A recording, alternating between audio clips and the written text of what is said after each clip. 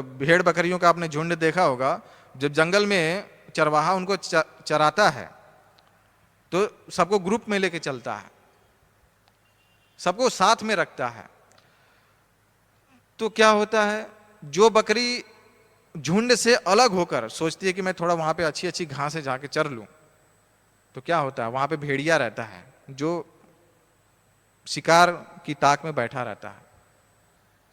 जैसे ही कोई बकरी अलग होती है, भेड़िया क्या करता है, झपट लेता है और फिर क्या होता है, बकरी को मारता है, खा लेता है।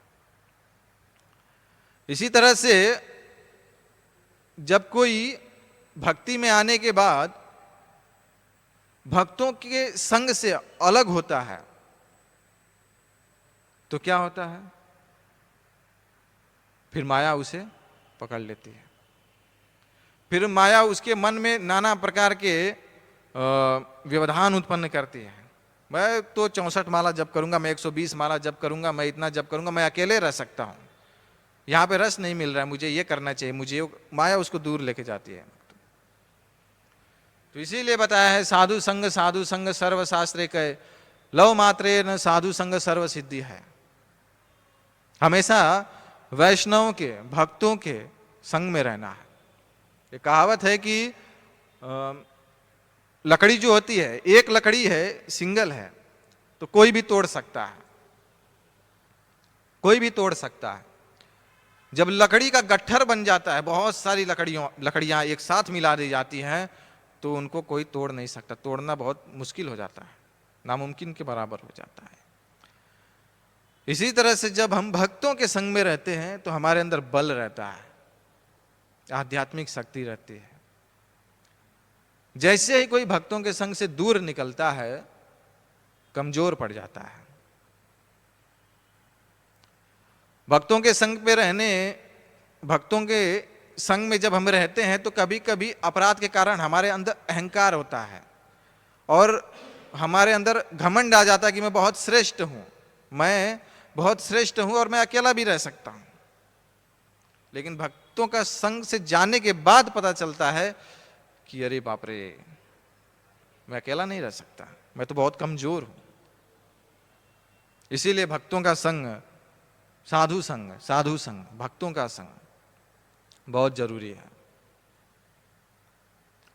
तो भक्तों के संग में भक्ति के नियमों का, विधि विधानों का पालन करना, आचार्यों के दिए हुए मार्ग का अनुसरण करना, इस तरह से हम धीरे धीरे एक न एक दिन समय आएगा कि हम भक्ति का रस प्राप्त कर सकेंगे।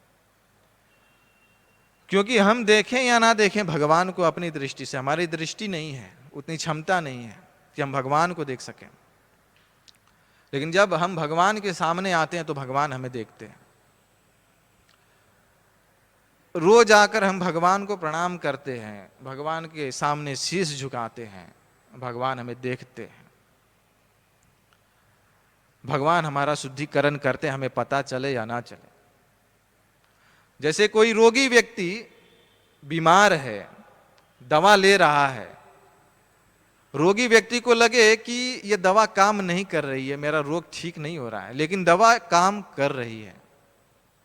भले वह तुरंत ठीक ना हो, तो अभी दवा लिया, अभी सोचे कि अभी दवा लूं, अभी ठीक हो जाऊं, तो अभी इफेक्ट नहीं कर रहा है, लेकिन वह धीरे धीरे वह दवा इफेक्ट कर रही है, काम कर रही है, एक ना एक दिन वह ठीक हो जाएगा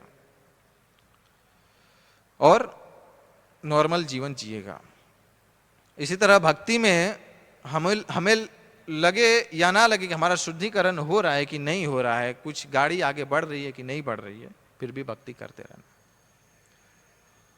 और कभी भी कोई साधु वैष्णव गुरु समझाते तो उनके सामने ये नहीं सोचना चाहिए कि मैं बहुत विद्वान हूं, ये क्या मुझे बताएगा। तृणादपि सुनीचेन, अगर विनम्रता से हम किसी का उपदेश अपने जीवन में लाएंगे तभी हम आगे बढ़ेंगे, तभी हमें ज्ञान होगा। क्योंकि ज्ञान प्राप्त करने के लिए विनम्रता चाहिए। संसारी लोग को उपदेश देने जाओ तो वो सोचते हैं कि अरे ये क्या साधु मुझे बताएगा, मुझे सब श्लोक याद है। ऐसा नहीं होता, कुछ भी याद हो लेकिन आप वैकुंठ गोलोक जाने के लिए आपको भक्तों का मार्गदर्शन चाहिए।